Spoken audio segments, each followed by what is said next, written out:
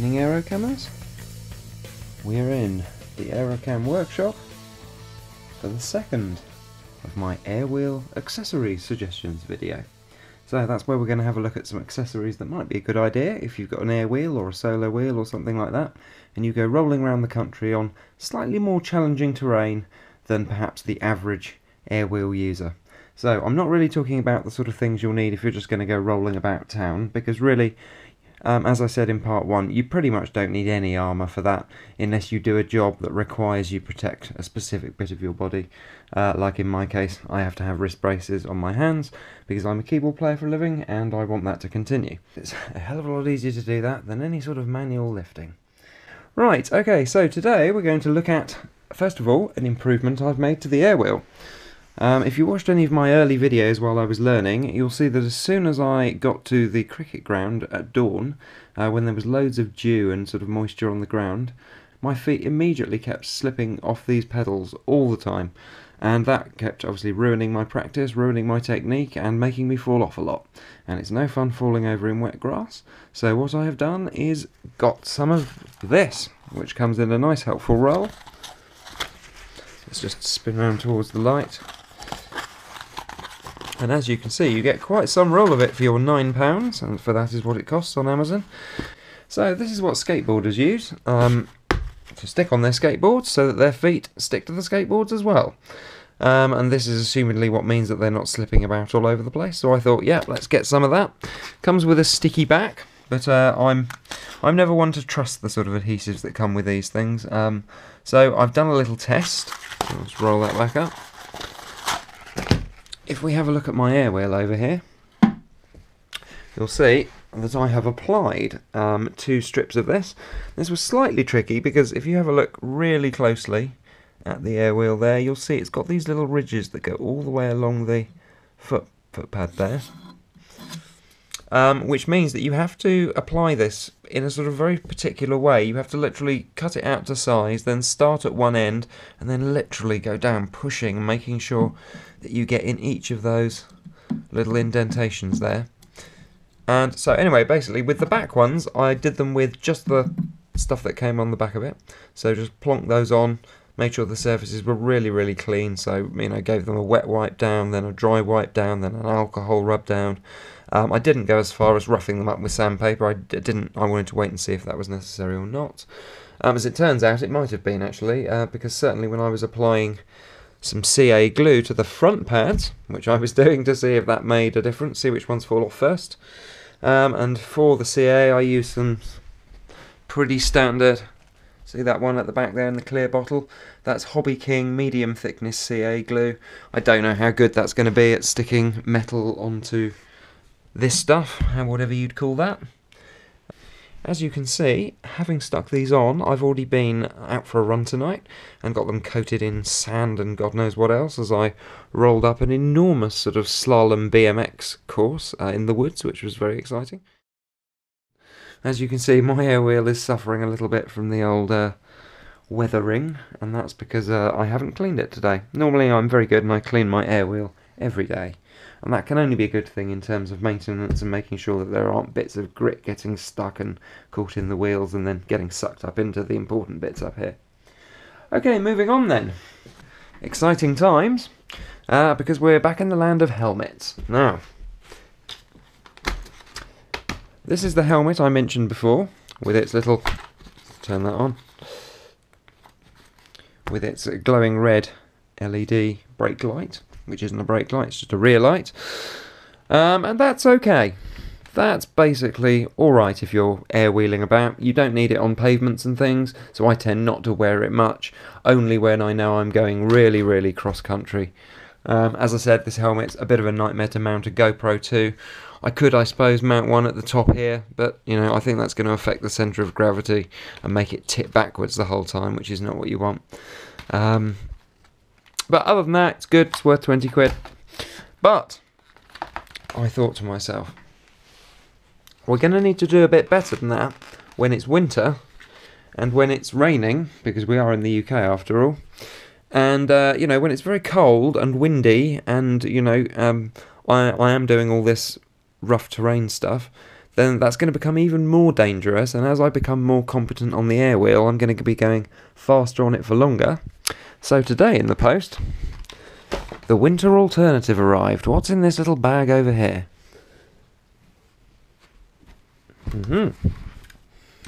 What a nice little bag it is. It says Shox helmets on it, and let's see what we've got. So, comes in a nice little cloth bag. Let's just open that up and get that out of there. Here we have our Shox helmet. This one's a Sniper, and it's a Sniper in white, and as you can see I've already mounted a GoPro curved helmet mount to the top. And I've got to say, of all the things that have come to my door over the years, and that includes, you know, really quite epic purchases like that TBS Discovery, my first Hex rotor over there, my next multi-rotor I'll be building soon, but enough about that. Of all the things that pop through my door, I've got to say, for the money, this was £32, and I have never seen anything so solidly, reliably, robustly well made for such a ridiculously cheap price. I can only imagine that the tears of badly whipped children must be sewn into the fabric of it, because I just can't imagine how they have produced this helmet for £32. But that's how much it is on Amazon, and to be honest I'm tempted to buy two, even if I never use it. It's just really nice to look at. Anyway, so let's have a look at the general workmanship and the features of it. So starting at the top, we can see it's really, really solid. We've got two vents up the top here, which are easily openable and closable, even in gloves. We've got a clear visor here that comes with it. I've also ordered the dark Smoky visor, which I think is another £10, perhaps a little bit more, maybe 12. And of course that's helpful because it means you don't have to wear sunglasses when you're riding in the day and in sunny weather. That just bolts on at the side there via a very easy sort of twist mechanism here. Right, we've got other vents as we move round. The main one at the front, which stops us misting up, is this one here, which is again very easy to open or close with or without gloves. And then we change our main visor here simply by grabbing this little ferrule here and then just raising up. Now, moving inside, I don't know whether this is the Sniper component of it or how this differs. Maybe it's just the design from the Bullet or any of the other models that Shox helmets do. But I quite like this little nose guard in here, but if you don't like it, you can remove it, like that. Now that seemed to come out quite easily, but believe me, it's very firmly held in if you want it to be. But let's just have a look at the quality of the stitching in here. I hope you can see in the light. It's absolutely amazing. This is really nice, solid foam. Really high quality. And as we go in further and further and further, and you start to see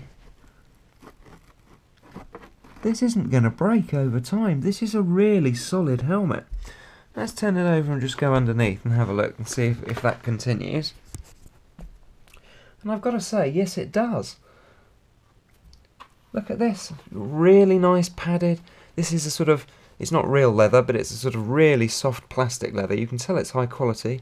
Got a nice rubber seal here. You don't think that's going to rip in time. You've got nice breathable sort of Gore-Tex kind of webbing feels here all around the back as well. Let's talking of the back, actually before we get to the back, let's have a look inside. And as we can see, I hope you can see, that in there it's really nicely stitched, really thick, really comfortable foam. And for £32, I mean, how have they done it? As you can see, that's a size medium, so that's 57 to 58 centimetres.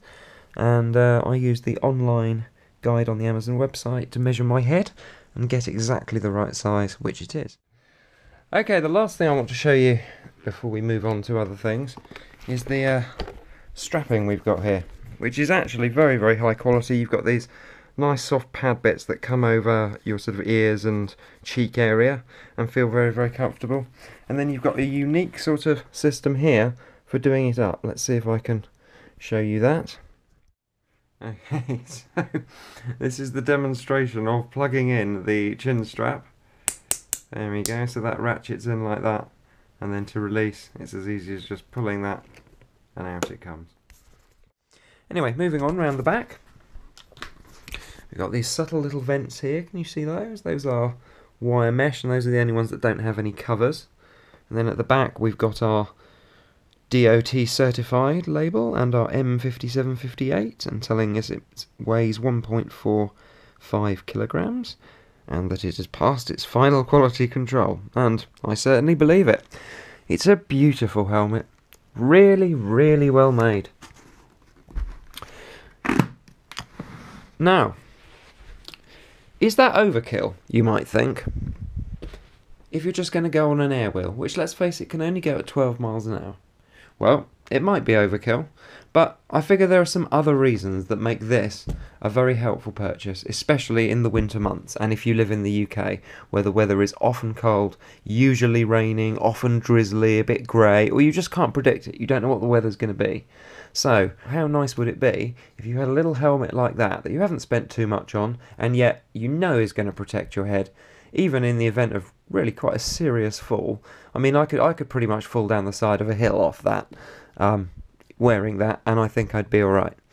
And, you know, if I don't want to wear it all the time, I can always strap it to the bottom of my little rucksack over there, and I don't think it would alter the centre of gravity too much, because it's really light. As I said, weighs just over a kilogram. Maybe a bit more, of course, when you've got a GoPro 3, which I'm filming on at the moment, stuck in the top there. But I've worn it, and despite some initial feelings of claustrophobia I had simply because I've never worn a full head helmet before, that passed in about 3 minutes, and now I find it very light and comfortable and easy to wear. The only thing that worries me slightly is the reduced visibility, because I've never worn a helmet on anything I've ridden, bicycles, Airwheels, walking about, flying about. I've always been able to see very quickly and easily all round just by looking, and of course my visibility is a little bit reduced because I can't see out the sides here. Having said that, the padding, the cutaways in there make it as easy as it's going to be to see out the side, and what I did check was that I could look down and see my feet on the pedals, which is very important if you're riding one of those. So that all works. The thing doesn't fog up entirely. It does fog up ever so slightly if you're breathing really heavily, even with all the vents open. But I didn't see that as too much of a problem, because of course to clear it, all you've got to do is literally raise that one notch and then it clears in about 3 seconds flat. So, in all, for £32 off amazon.co.uk, whether you use the nose guard or not, I can't see that you'd need the extra protection really if you've got that in front of you, because when that's down, that's a pretty solid surface as well. I'm pleased that that is between the ground and my teeth and speed. Anyway, so I would have to say for £32, that's probably the best way you can spend £32 if your aim is to protect your head from pretty much any kind of fall you could give it on one of those.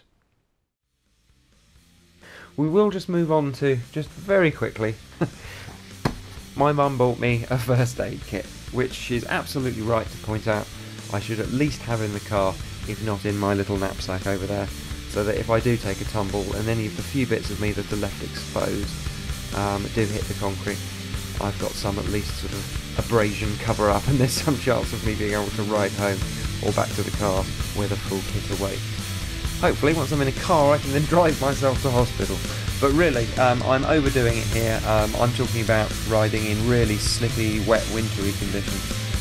Certainly not the way you're meant to ride and not the places you're meant to ride any sort of solo wheel, air wheel type device. You know, having said that, this doesn't mean they can't do it, and it doesn't mean we shouldn't do it, and it's a hell of a lot of fun to do it, which is why I do. So here I am, JW, bringing you hopefully the best and most comprehensive reviews of Airwheel accessories in the UK, if not the world. I'll see you next time, guys. Take it easy. Bye-bye.